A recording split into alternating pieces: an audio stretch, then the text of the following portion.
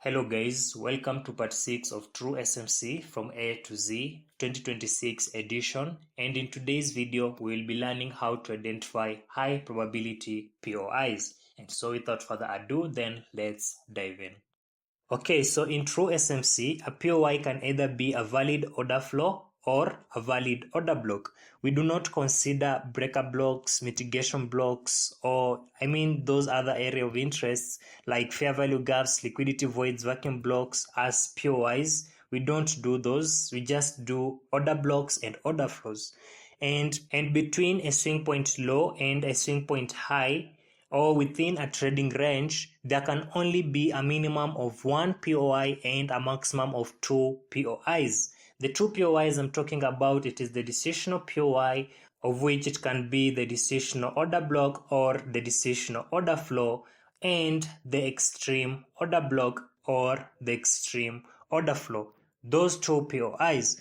All the other order flows and the order blocks present on that trading range, like this order block here, you can clearly see this order block. There is this also, the order block that is present before this major inducement or before the inducement in general, or any other order flow or order block present on the trading range apart from the origin order block. All the others are just SMTs, that is smart money traps or inducement traps, and of course weak or Bs. Okay, so what is a decisional order flow? A decisional order flow is simply the last opposing move before the reversal displacement that causes the break of structure. We can clearly see that this is the break of structure, and we can clearly see that this one here is the last opposing move before the displacement. You can clearly see the displacement that actually causes this break of structure. So that is what we call the decisional order flow, and you can guess it right. The decisional order block is actually the order block that causes the break of structure, and of course it is located inside the decisional order flow. Okay, so let me get rid of these. Yep, and you can clearly see exactly right here where I marked the decisional order block, and the decisional order block is simply the order block prior to the break of structure, of which it is the order block that caused the break of structure. Okay, the extreme order flow on the other hand, it's actually the farthest unmitigated order flow that is present on the dealing range. Of course, it is the farthest unmitigated order flow at the origin of the dealing range. So we can clearly see that this one here was the origin order flow, but you can clearly see it was mitigated here. And so we shift, we usually shift to the next order flow. And we can clearly see that this order flow, can clearly see that this is not a valid mitigation. So what does that mean? This order flow is sound and valid, and that is of course the extreme order flow because it is the farthest unmitigated order flow at the origin of the dealing range. And of course you can guess it right, the extreme order block, it is the farthest unmitigated order block inside this extreme order flow. And lastly, the origin or B, of which it is the farthest unmitigated order block at the origin of the dealing range. It doesn't matter if its order flow is mitigated or not, as long as it is the farthest unmitigated order block on that dealing range. That's the origin of B, and it is also valid. So this means that the decisional order flow and the order block are our first choice of POIs. And of course, the last line of defense, it is the extreme OB. But if there is an origin OB in addition with the extreme OB, then this one here will be our last line of defense if the extreme OB, of course, fails. Okay, then with that said, let's get over the bearish example. Okay, so you can clearly see the naked chart here. And this here was the major inducement, of course. Price has already taken that major inducement. And we can clearly see it took additional buy-side liquidity here. So that was a buy-side liquidity, BSL. Of course, we can clearly see another one here. And after price has taken that, we can clearly see price reversed back all the way, breaking past this swing point low, exactly right there. And we all know that once that happens, then that will be, of course, a bearish break of structure. Okay, so we have a break of structure and we can clearly see price has already reversed and taken out the recently formed valid pullback high, or in other words, the inducement exactly right there. So that's our major inducement, major because it occurred after the break of structure. And yeah, this means that we can now actually mark our swing points. So we can clearly see that this one here is our lower low, this one is our lower high, and of course the current lower low, it's exactly right there. So this means that we have our dealing range, of course, ranging from this high all the way to that low. And of course, we usually know that we mark the POIs on the dealing range. So let's do that. As you can see, price has already taken out the major inducement. Okay, so let me get rid of this one. And yeah, so right here, we can clearly see that this one here is the buying move before the sell, or before the selling displacement, and that of course will be the order flow, the origin order flow, and you can clearly see price has mitigated this origin order flow by this valid pullback. We all know that a valid mitigation is by a valid pullback.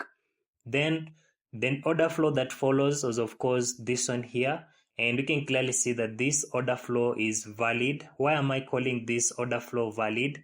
It's because we can clearly see that this order flow is yet mitigated. Then that makes the first valid POI, valid POI, that is the extreme order flow. Okay, so let's continue with the order flows first before we get to the order blocks. You can clearly see the order flow that comes after that. It's this one. Price has already mitigated that, so it's invalid. Again, the order flow coming after that, it's this. Price has already mitigated that, it's invalid.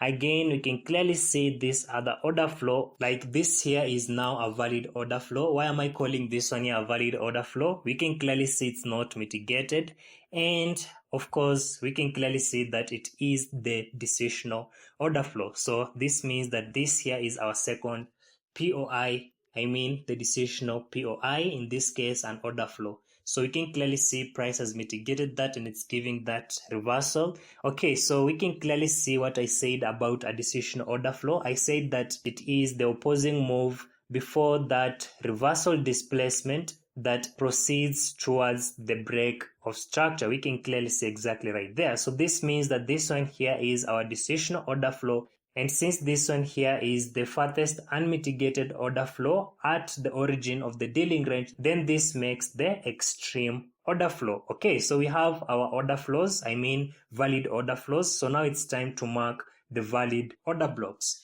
Okay, so let me get rid of these. Yep. So now let's mark the order blocks, and I can clearly see that at the origin here, I don't have an order block. So this means in this case, we don't have an origin order block. And the order block that I can clearly see, it's this one here. So this one here is our order block. And since we can clearly see it is located inside our extreme order flow, then that makes the extreme bearish order block. So we have that, and of course we usually know the decisional order block, it will be of course located inside our decisional order flow. So you can clearly see it becomes easier when you first mark the order flows. It becomes easier for you to mark the order blocks, and we can clearly see the decisional order block is none other than that one there. And like I said, apart from these two order blocks, there is no any other order block on the dealing range that is valid. Okay, so this here is our decisional order block, and apart from these two order blocks and these two order flows, there is no any other order flow or any other order block on that dealing range that is strong enough to be used as a reversal zone. Yeah, as you can clearly see, the other ones that are not those ones, these are just SMTs, inducement traps, and weak OBs. So this one here is of course a smart money trap. You can clearly see price gave that reaction, but then you can clearly see that price failed that reaction. Any other order block that is present on this dealing range, apart from those, they're just inducement traps, SMTs, and weak OBs. So you all just need to make sure that you mark the decisional order flow and the extreme order flow. If they both present, then mark the decisional order block and the and the extreme order block that are present in those two order flows. And after that, you have just marked your valid POIs that you can use as the reversal zones. We can clearly see this here is a mitigation of a valid zone, so you can take that stop loss above that high, and of course you can target that external low below here.